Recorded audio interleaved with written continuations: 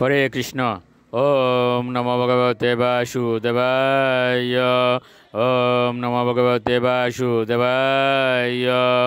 ওম নমো ভগবতে বাসুদেবায়। শ্রীমদ্ ভাগবত তৃতীয় স্কন্ধ স্থানম সৃষ্টি স্থিতি ঊনবিংশতি অধ্যায় হিরণ্যাক্ষ বধ। শ্লোক 11। তাম স আপততিম বিক্ষ ভগবান সমবস্থিতম জগ্রাহ লীলয়া প্রাপ্তাম গরুতাত্মনিবপন্ন গিম।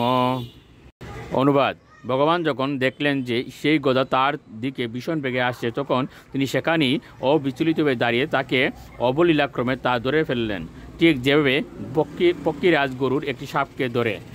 শ্লোক 12। সপৌরুষে প্রতিহতে অত মানু মহাসুরঃ নৈচ্ছদ্গদাম দীয়মানাম হরিণা বিগত প্রবহ। অনুবাদ: এইভাবে তার পৌরুষ ব্যর্থ হওয়ায় সেই মহাদৈত্য অত গর্ব এবং অপ্রতিভ হয়েছিল। ভগবান তার গদা প্রত্যর্পণ করতে চাইলেও সে তা গ্রহণ করতে ইচ্ছা করল না। শ্লোক 13।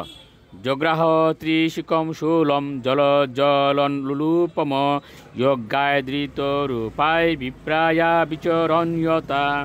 অনুবাদ: ঈর্ষাপরায়ণ ব্যক্তি যেমন পবিত্র ব্রাহ্মণের অনিষ্ট সাধনের উদ্দেশ্যে তার তপস্যালব্ধ অবিচার, মারণ, উচ্চাটন ইত্যাদি প্রয়োগ করে, তেমনই সেই দৈত্য জ্বলন্ত অগ্নির মতো জাজ্বল্যমান এক ভয়ঙ্কর ত্রিশূল সমস্ত যজ্ঞের ভোক্তা ভগবানের উদ্দেশ্যে নিক্ষেপ করল। শ্লোক 14। তদুজসা দৈত্য মহাবটার্পিতম চকাশদ অন্তক উদীর্ণ দিদিতি চক্রেঞ্চিচ্ছেদ নিশাত নিমিনা হরিয়তা দ্রাক্ষপতত্রম উজ্জিতম। অনুবাদ: মহাবলবান সেই দৈত্য কর্তৃক প্রবল বেগে নিক্ষিপ্ত সেই ত্রিশূল আকাশে উজ্জ্বলভাবে প্রতিভাত হয়েছিল, কিন্তু পরমেশ্বর ভগবান তার তীক্ষ্ণ দার সুদর্শন চক্রের দ্বারা খণ্ড খণ্ড করেছিলেন, ঠিক যেমন ইন্দ্র গরুড়ের পরিত্যক্ত একটি পক্ষ ছেদন করেছিলেন। শ্লোক 15।